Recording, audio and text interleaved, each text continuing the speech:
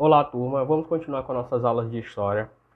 Durante as nossas aulas presenciais na escola, nós trabalhamos vários assuntos e iniciamos o capítulo 3, que tem por título A Origem da Humanidade.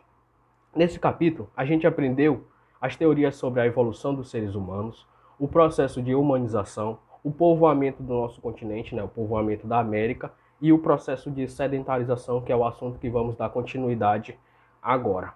Bom, como nós sabemos, durante o período paleolítico, os seres humanos eles eram nômades, ou seja, não possuíam uma moradia fixa, se deslocavam em determinados períodos do ano atrás justamente de um meio de sobrevivência, ou seja, eles eram caçadores, eles eram coletores e a partir do momento que aquele local ao qual eles estavam ocupando determinado momento, seus recursos eram escassos, ele se deslocaria atrás de novos meios de sobrevivência. Bom, então, esse processo de sedentarização, primeiro, no período paleolítico, os seres humanos eram nômades. Consequentemente, eles eram caçadores e também eles dependiam da pesca, né, de buscar seus alimentos em rios, peixes, e também da coleta, de coletar frutas que eles poderiam encontrar em árvores em determinados locais. A partir do período neolítico, o homem já começa a ter a habilidade de cultivar alimentos, ou seja, de começar a plantar, a colher frutos com a qual ele poderia plantar. Segundo o livro, nosso livro, há cerca de 12 mil anos atrás, durante o período paleolítico, alguns grupos humanos descobriram que a maneira de cultivar a terra, iniciando o processo de desenvolvimento da agricultura. Também nesse período é importante a gente enfatizar que os humanos começaram a criar animais, ou seja, ele já começa a não depender da caça para se alimentar e nem da coleta, ele começa a plantar seus cereais, seus alimentos para poder se alimentar. Eu coloquei uma observação para vocês que diz assim: ao praticar a agricultura e criar animais, o homem passa a depender menos da coleta e da caça, além de não precisar se locomover tanto em busca de sobrevivência. Então, esse processo de sedentarização ele começa a se tornar concreto a partir do período neolítico e com o desenvolvimento da habilidade da agricultura, a habilidade agrícola, e também de que o homem começa a criar animais que posteriormente ele vai utilizar na sua própria alimentação. Na nossa página do livro 314, o livro nos coloca as regiões de origem das plantas e dos animais domesticados. Por exemplo, na região da América do Norte, começou a se cultivar girassol e abóbora. Na região da planície da América do Sul, do nosso continente, a parte do nosso continente, começa a se plantar abacaxi, mandioca e abóbora. Por exemplo, na região da Europa, o que se começa que o homem começa a criar? O boi e o porco. E assim a gente observa em todas as regiões do nosso planeta há desenvolvimento ou do cultivo de algum tipo de alimento ou da criação de algum animal, que é justamente, como já falei, são medidas que são fatores que explicam esse processo de sedentarização. Nos dias atuais, ainda há a existência de algumas tribos que são nômades, ou seja, de povos que se locomovem em determinados locais. Até mesmo aqui no Brasil, algumas tribos indígenas ainda são nômades. É algo não é comum, mas ainda existe algumas. Bom, a partir do momento que o homem ele começa a se sedentarizar, a gente surge o que a gente chama de aldeia. Aí o que seria uma aldeia? Segundo o dicionário, a aldeia é uma povoação de pequenas proporções, menor que uma vila, ou seja, e uma povoação rural, ou seja, ela é uma povoação de pequenas proporções, menor do que uma vila, e também tem a característica de ser rural, ou seja, de ser voltado ao campo. Bom, nessas primeiras aldeias há o desenvolvimento da agricultura, também da criação de animais, e também é importante ressaltar que o animal ele não tem apenas a função de servir como alimento aos seres humanos. Ele também começa a utilizar nas atividades do campo. O boi é um bom exemplo desse animal que pode ajudar o homem a plantar na agricultura. Por exemplo, ele pode carregar alimentos, ele pode ser útil para arar a terra e etc.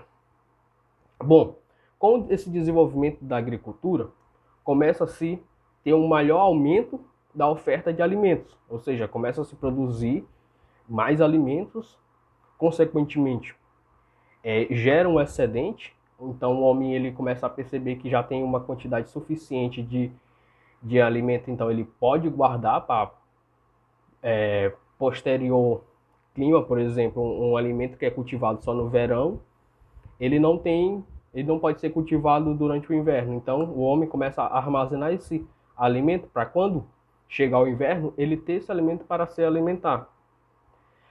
Também tanto essa oferta de alimentos, esse armazenamento do excedente, ele propicia o crescimento dessas aldeias. Aí começa a ter uma maior população dessas aldeias.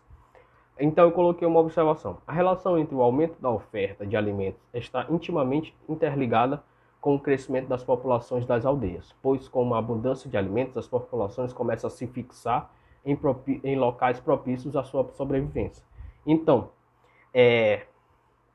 o homem começa, obviamente que quando ele resolve se fixar em determinado local, ele se fixa em um local que propicia para ele os meios de sua sobrevivência, ou seja, próximo ao lago, regiões férteis, regiões geograficamente que possa protegê-lo de ataques de outros grupos de animais. E isso favorece a eles se procriarem, a eles desenvolver ao aumento do número de membros das suas aldeias. Que eu coloquei um esquema para a gente observar. O aumento das ofertas de alimentos gera um armazenamento do excedente, ou seja, gera uma maior quantidade de alimentos. Com isso, obviamente, um armazenamento do excedente, e também gera um crescimento da população. Aí eu coloquei, com o aumento do excedente produzido pelo homem, há também o desenvolvimento do trabalho. Outro ponto importante que o livro nos coloca, é que com esse crescimento da população, com uma maior oferta de alimentos, também surge o trabalho especializado, como a produção de utensílios, ferramentas e vestimentas. Que também é importante ressaltar que o homem ele começa a perceber que ele pode trocar esse excedente com outros povos. Então a gente coloca que durante o período neolítico, as primeiras trocas comerciais, ou seja,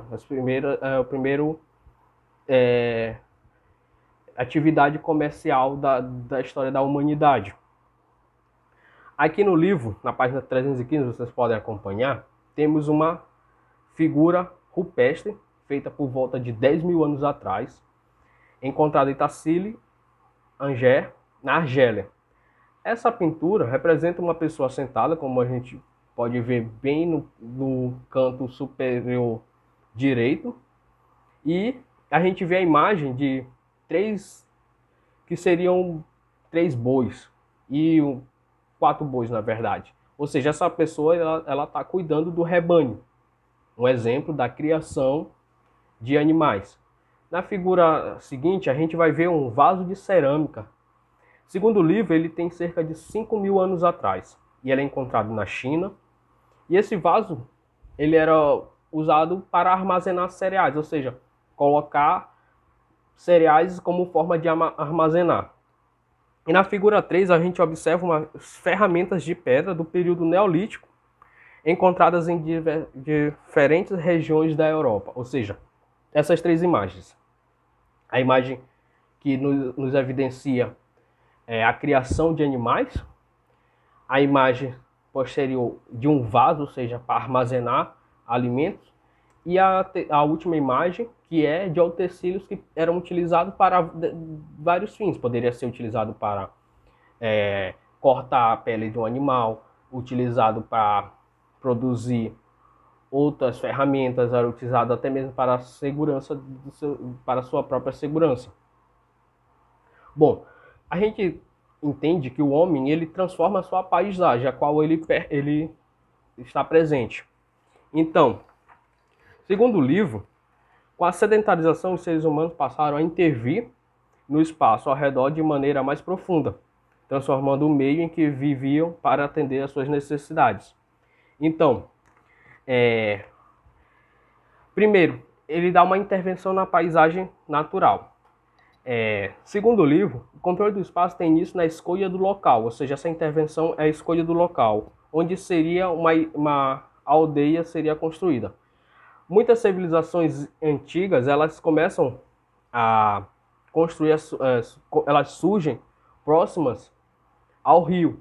Então, essa intervenção ela leva em conta o controle do espaço, a localização, que proporciona uma melhor qualidade de vida, e o livro nos coloca o exemplo de duas civilizações, a civilização egípcia e a civilização mesopotâmica.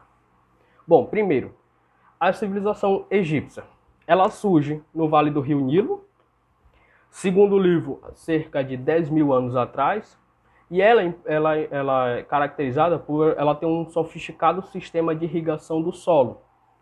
Ela é uma construção de diques e canais. Bom, aqui nessa imagem nós vamos ver a representação do Egito Antigo.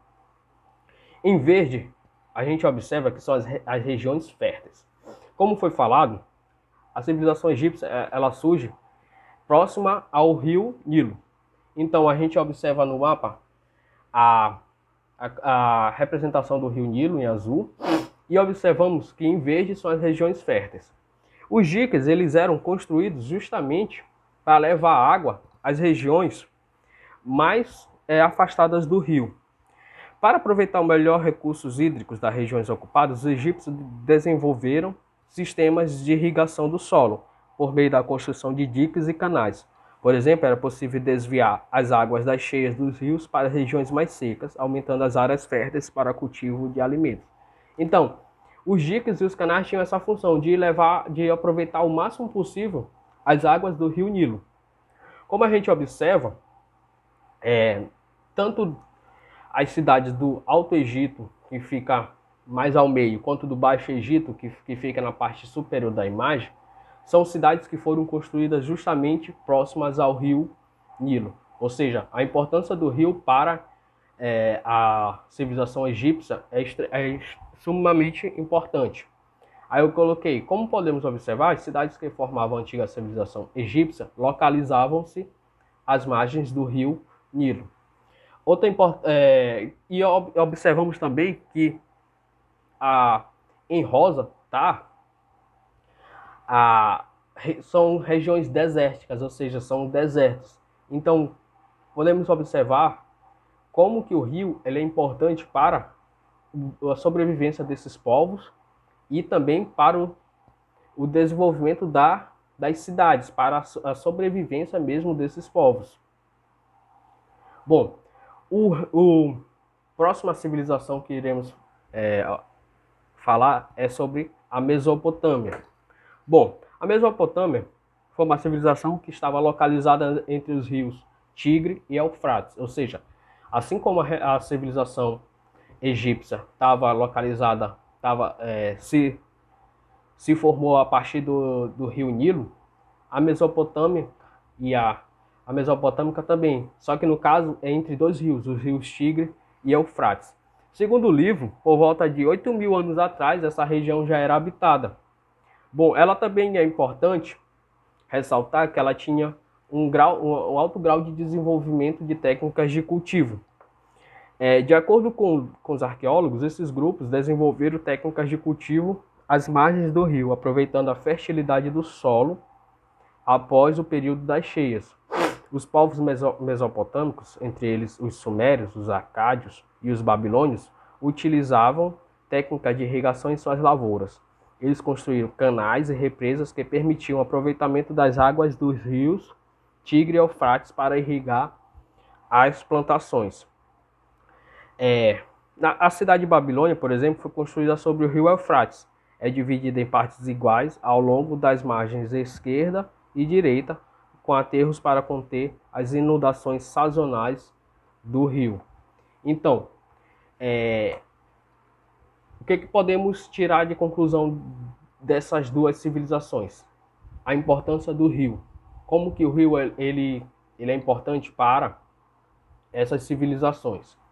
Aqui na figura 1, a gente observa a representação da civilização Mesopotâmia na antiguidade. A gente observa várias cidades e todas elas estão entre os rios Tigres, o rio Tigre e o rio Eufrates. Todas, podemos observar. Algumas cidades estão basicamente mesmo no meio, outras estão apenas próximas a um rio ou ao outro, todas estão próximas ao rio. Na figura seguinte, a gente já vê uma vista recente do rio Eufrates no sítio arqueológico da Babilônia, que atualmente é o atual estado Iraque. Bom, turma, com essa a gente termina esse assunto e na próxima aula vamos continuar com o capítulo seguinte, que no caso já inauguramos o módulo 2, que vamos dar continuidade a falar dos povos mesopotâmicos e os povos egípcios. Muito obrigado.